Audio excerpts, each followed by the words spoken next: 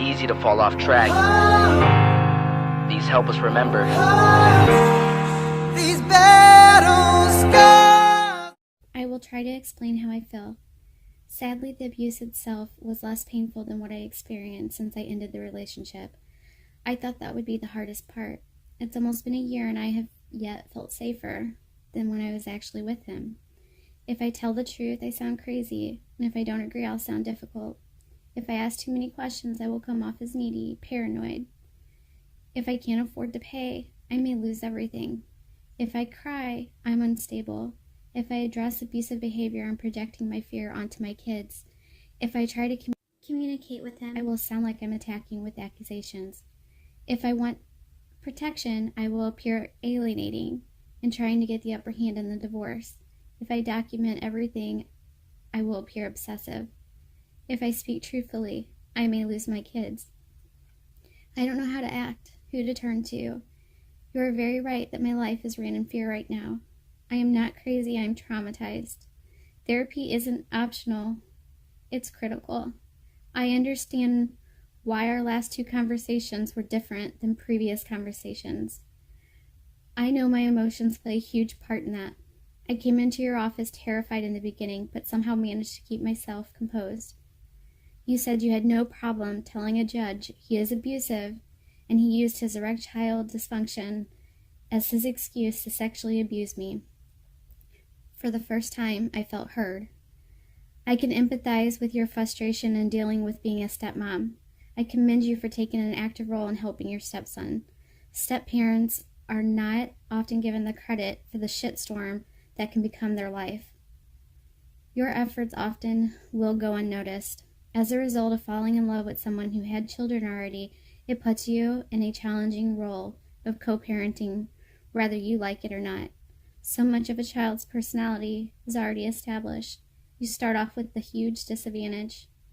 You have limited authority in decision-making and disciplining someone else's child, yet you still have to be accountable for them.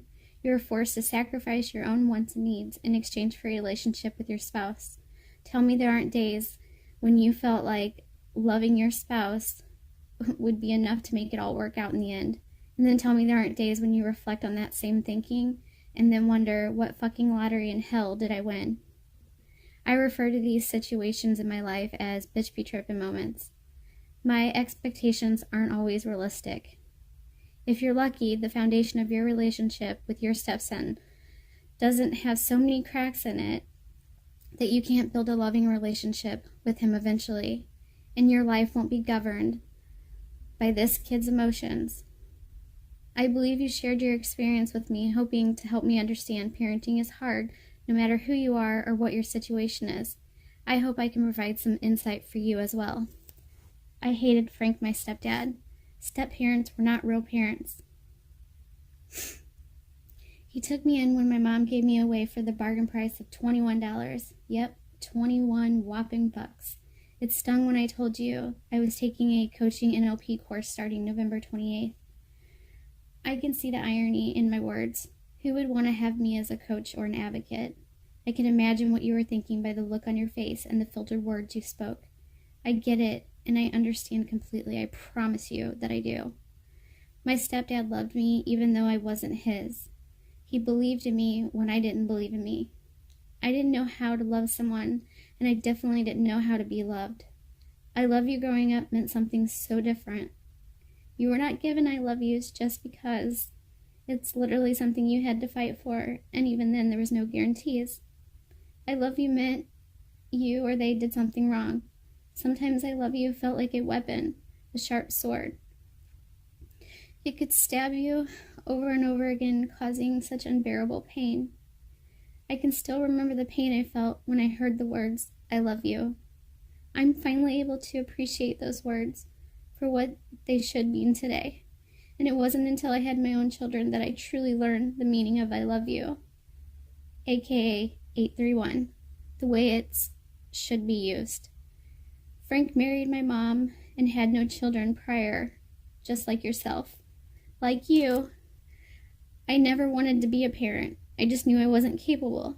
I hated my childhood for a long time. I think I hated myself.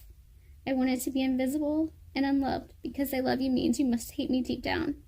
That was until my stepdad. Man, I hated him. I hated the way he wanted to know where I was and what time I would be home. Who was going to be there? He wanted to know who my friends were, who was going to be driving, who made me cry, and how much money I needed. What is the best part of your day, he'd ask. What do you want to be one day? What can I do to help you? Who do you want to be? Why can't you? Why don't you? He drove me crazy. He said the craziest things. He said I love you when I said I hate you. He said I could when I said I couldn't. I would say go away and he would say I'm right here. I would say you're not my dad and he'd say I know, but I still love you. I'd say I don't want to talk and he'd say let's sit here then and be quiet. Me. I'm not pretty. Frank. You're beautiful. Me. I can't stop crying. When I get my feelings hurt by someone, why can't I just stop crying? Frank. Because you're brave enough to be yourself. You cry because you care how you make people feel. Me. I need, tampons, bras, my mom. Frank. We'll figure this out together, okay? He wore many hats. I never expected he'd still be around, but here he is. He walked me down the aisle at my wedding. He cried happy tears like the biggest softie when I told him we were having a baby and then babies. He lived a mile away. We seen him at times daily, which I admit is too much sometimes. He was my husband's best friend, the world's best grandpa.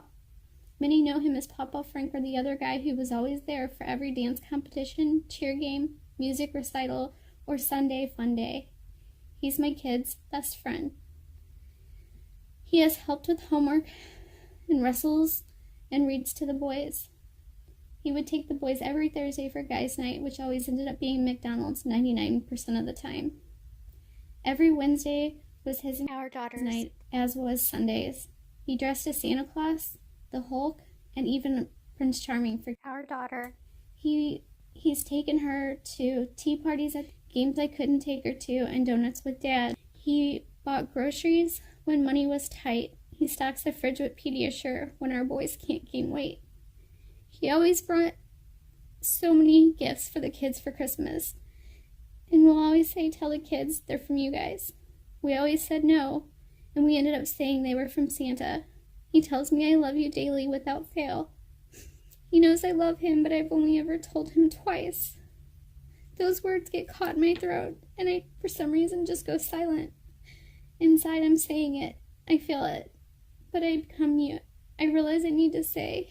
I just need to say it. He never pushes or guilts me. He just showed up every day for me and my family. I told him I wish more people could find their Frank, and I wish more dads could be Frank. He told me how great of a mom I would be. He told me I could leave an impression on this world and I can have an impact. I could learn to let others in. I can help others. I can be Frank. Because of him, I was able to be a confident mom and a wife. Courage to put my truth out there to help someone. To be able to tell someone, I see you, I will believe in you. I will tell you you're not just good enough, you're fucking amazing. I'll tell you you're not alone, that your past doesn't determine your future. It's possible to heal and grow, and it's possible to feel alive again. You deserve love, patience, and you're not damaged goods. You're someone's hope, someone's reason, and someone's Frank. We believe empathy and kindness can make this world better. I'm not the perfect mom, daughter, friend, or wife. Probably not the perfect client either. I'm not sharing these things to appear to be the perfect version of myself. I'm fucked up, complicated, and recovering. I read this quote recently that really struck a chord, and I'm paraphrasing, but it was along the lines of, I want to raise kids that won't have to recover from the childhood I provided them. Oh my God, this is my goal. I want to be loved and give love. I want to be my kid's Frank. I'm a real person and I have real scars. I have been on the other side of happiness. I have been beat, sexually abused, abandoned, and passed around by my own mom. But I have also been loved, respected, trusted, and cared for. I have a Frank. He's my hero. He's my kid's hero.